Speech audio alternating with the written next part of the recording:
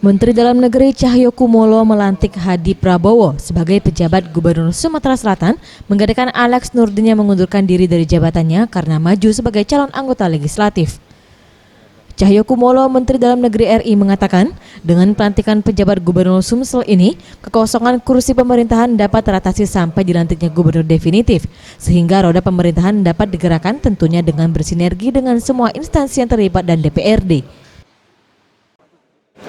Supaya jangan ada kekosongan pemerintah di daerah melayani masyarakat seperti biasa, perlu adanya penjabat gubernur sampai gubernur definitif terpilih dilantik.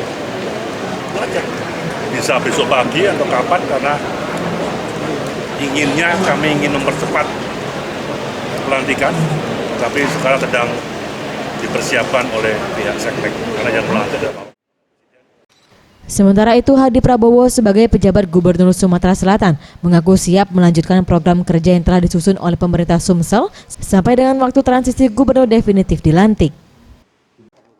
Penugasan kami selaku PJ Gubernur Sumatera Selatan adalah di dalam melanjutkan tata kelola di dalam waktu transisi antara pemerintahan yang dipimpin oleh Bapak.